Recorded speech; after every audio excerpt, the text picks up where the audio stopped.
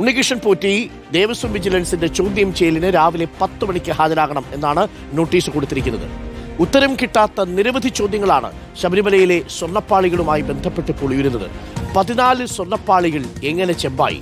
1999 വിജയമല്യ പൂശിയ, വിജയമല്യ പാകിയ ഈ സ്വർണ്ണപ്പാളികളിൽ എങ്ങനെയാണ് ആ സ്വർണം നഷ്ടപ്പെട്ടത്? അതിൽ ഉണ്ണികൃഷ്ണൻ പോറ്റിക്കുള്ള പങ്ക് എന്താണ്? ദേവസ്വം ബോർഡ് ഭരണസമിതിക്കും ഉദ്യോഗസ്ഥർക്കും എന്തെങ്കിലും റോളുകൾ ഈ സ്വർണ്ണപ്പാളികൾ നഷ്ടപ്പെട്ടതിലുണ്ടോ? സന്നിധാനത്ത് നിന്ന് കൊണ്ടുപോയ പാളികൾ ചെന്നൈയിലെത്തിക്കാൻ 39 ദിവസം എന്തിനെടുത്തു? ആ ദിവസങ്ങളിൽ ഉണ്ണികൃഷ്ണൻ പോറ്റി ഈ ചെമ്പ് പാളികൾ മറ്റെവിടെയെങ്കിലും കൊണ്ടുപോയി പ്രദർശനം നടത്തിയിട്ടുണ്ടോ? ചെന്നൈയിൽ നേരിട്ടെത്തിക്കുന്നതിന് പകരം ബംഗളൂരുവിൽ കൊണ്ടുപോയത് എന്തിനാണ്? സ്വർണം പൂശാൻ എത്ര പേരിൽ നിന്നാണ് പണം വാങ്ങിയത്? പാളികളും ഈ ശ്രീകോവിലിന്റെ കട്ടളപ്പാളിയും അടക്കം പൊതുപ്രദർശനം നടത്തി പണം തട്ടിയിട്ടുണ്ടോ? ശബരിമലയിലെ സ്വർണ്ണപ്പാളികകൾ ജയറാമിന്റെ വീട്ടിൽ എന്തിനെത്തിച്ചു? ആരു പറഞ്ഞെത്തിച്ചു? അതിന് ലഭിച്ച പ്രതിഫലം എന്താണ്? മറ്റെവിടെയൊക്കെ കൊണ്ടുപോയി പൂജ നടത്തി? ആചാരലംഘനവും വിശ്വാസലംഘനവും നടത്തിയിട്ടുണ്ടോ? ദ്വാരപാലക ശില്പത്തിന്റെ പീഠം കാണാതായെന്ന് ആ പീഠം കയ്യിലിരിക്കെ പരാതി പറഞ്ഞത് എന്തിനാണ്? ആരുടെ പ്രേരണയാലാണ്? വാസുദേവന്റെ കയ്യിൽ പീഠമുണ്ടെന്ന് അറിയാമായിരുന്നിട്ടും എന്തിനാണത് മറച്ചുവെച്ച് മാധ്യമങ്ങളോട് അങ്ങനെയൊരു കള്ളം പറഞ്ഞത്? വാസുദേവൻ തിരിച്ചേൽപ്പിച്ചിട്ട് അക്കാര്യം ദേവസ്വം ബോർഡിനെ അറിയിക്കാതിരുന്നത് എന്തുകൊണ്ടാണ്? ആഗോള അയ്യപ്പ സംഗമം വിവാദത്തിലാക്കുകയായിരുന്നോ ലക്ഷ്യം? പോറ്റിയെ ചോദ്യം ചെയ്യുന്നതിലൂടെ ഉത്തരം കണ്ടെത്താനാകുമെന്നാണ് പ്രതീക്ഷ. ഒട്ടേറെ ചോദ്യങ്ങളുണ്ട്. 14 സ്വർണ്ണപ്പാളികൾ, 14ലധികം ചോദ്യങ്ങളാണ് എന്തായാലും ദേവസ്വം ആസ്ഥാനത്തെത്തുന്ന ഉണ്ണികൃഷ്ണൻ പോറ്റിയെ കാത്തിരിക്കുന്നത്. റോഷിപാലും ഹരിമോഹനും ഗോകുൽനാഥും ചേരുന്നുണ്ട് തത്സമയം. ആദ്യം റോഷിയിലേക്ക്. Good morning Roshi. Good morning Hari. Good morning Gokul. Roshi, ചോദ്യം ചെയ്യൽ ഇന്ന് രാവിലെ 10 മണിക്ക് ആരംഭിക്കും. ഇതാദ്യമായിട്ടാണ് ഉണ്ണികൃഷ്ണൻ പോറ്റി ഒരു അന്വേഷണ സംഘത്തിന് മുന്നിലേക്ക് എത്തുന്നത്, ദേവസ്വം വിജിലൻസിന് മുന്നിലേക്ക് എത്തുന്നത്. കാത്തിരിക്കുന്നത് വളരെ പ്രധാനപ്പെട്ട ചോദ്യങ്ങളാണ്. ഇതിൽ വ്യക്തത വരുത്തുകയാണ് വേണ്ടത്. അതിൽ തന്നെ ഒരുപാട് ചട്ടലംഘനവും വിശ്വാസലംഘനവും ഒക്കെ നടന്നു കഴിഞ്ഞു എന്നുള്ളത് ഏറെക്കുറെ തീർച്ചയാണ്. കാരണം ഈ സ്വർണ്ണപ്പാളികൾ ദേവസ്വത്തിന്റെ അനുമതിയില്ലാതെ, തന്ത്രിയുടെ അനുമതിയില്ലാതെ സ്വകാര്യ വീടുകളിൽ കൊണ്ടുപോയി പൂജിച്ചതിന്റെ ദൃശ്യങ്ങൾ റിപ്പോർട്ടിൽ പുറത്തുവിട്ടിരുന്നു. ഇതോടുകൂടി ഉത്തരം മുട്ടിയ ഉണ്ണികൃഷ്ണൻ പോറ്റിക്ക് ഇന്ന് ഈ ചോദ്യങ്ങൾക്കെല്ലാം മറുപടി നൽകേണ്ടി വരുമെന്നാണ് അറിയുന്നത്. ചോദ്യാവലി തയ്യാറാണോ? എത്ര മണിക്കാണ് ചോദ്യം ചെയ്ത് ആരംഭിക്കുന്നത് റോഷി?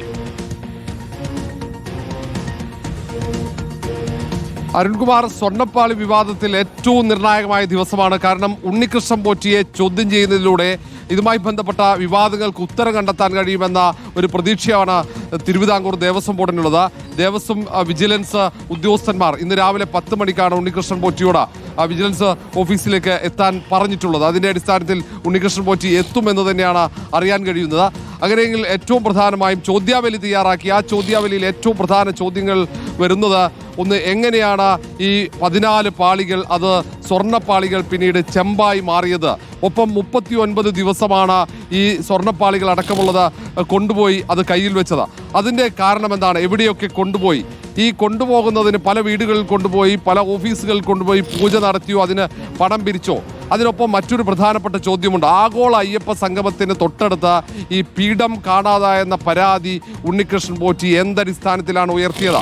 ആ പീഠം വാസുദേവന്റെ കയ്യിലുണ്ടെന്ന് അറിഞ്ഞിട്ടും, അല്ലെങ്കിൽ അത് ബന്ധുവീട്ടിലേക്ക് മാറ്റിയിട്ടും അത് എന്തിനാണ് ഇതൊക്കെ ഒളിച്ചു വെച്ചത്? ഈ കാര്യം സ്വന്തം കയ്യിലുണ്ടായിരുന്ന പീഠം അത് കാണാതായെന്ന പരാതി ഉയർത്താൻ കാരണമെന്ത്?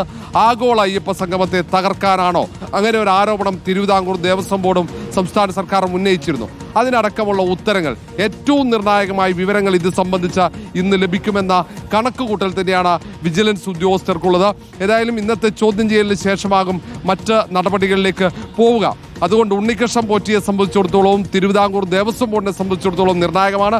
കാരണം മറുഭാഗത്ത് തിരുവിതാംകൂർ ദേവസ്വം ബോർഡിനെ പ്രതിസ്ഥാനത്ത് നിർത്തിക്കൊണ്ട് പ്രതിപക്ഷം വലിയ സമരത്തിനുള്ള തയ്യാറെടുപ്പിലാണ്.